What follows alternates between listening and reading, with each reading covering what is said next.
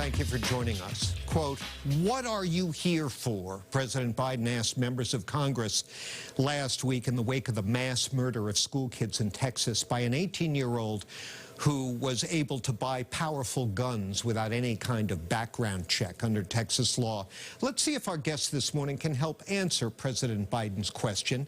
We welcome Congressman Stephen Lynch, representing the 8th Congressional District of Massachusetts. He's been a member of Congress since 2001.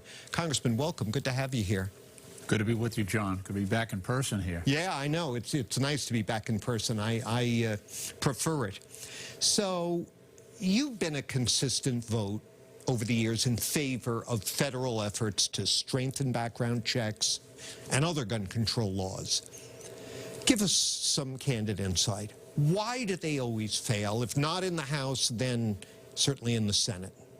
Well, I think it's the influence of the NRA. In the Senate especially. We did successfully send over a package of bills. Ironically, it was after the shooting in South Carolina at the black church. Yeah. We passed a package of bills that would have prevented anyone on the no-fly list from purchasing a weapon. Also, we gave extra time to the FBI to conduct background checks because in that case, they had that individual who used the gun in that church. The law required that the gun company, the weapons vendor, go forward with the sale after 3 days, regardless of whether the gun check, the background check had been completed. So if the FBI in that case had additional couple of days, they would have prevented the sale of that weapon. So so we expanded it from 3 to 6 days.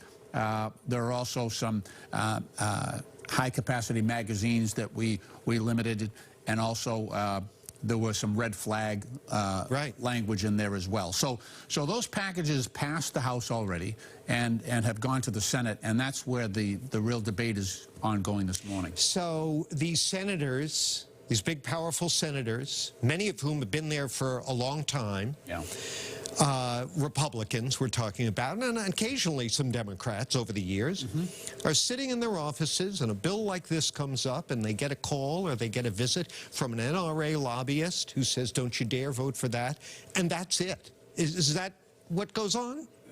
In summary, yes, that's a large part of it. I think that the horrific nature of this might, and the fact that it occurred in Texas, and there's a lot of pressure from parents.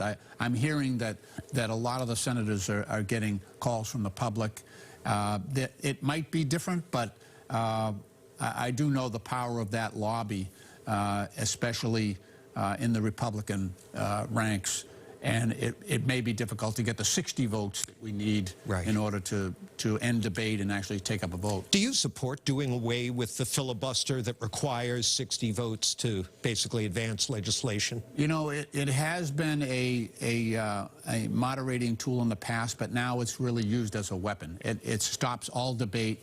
So I think there's some modification that should be considered, yeah. Would you advise President Biden to push for it? I think he has. He's raised that in the past. I know that as a senator, but that was a different time, I think. So, yeah, I think that there's got to be a modification. 60 votes is too much. Yeah, 60 votes is too much. But you want some type of check on every bill that goes through. You want to have some time for deliberation.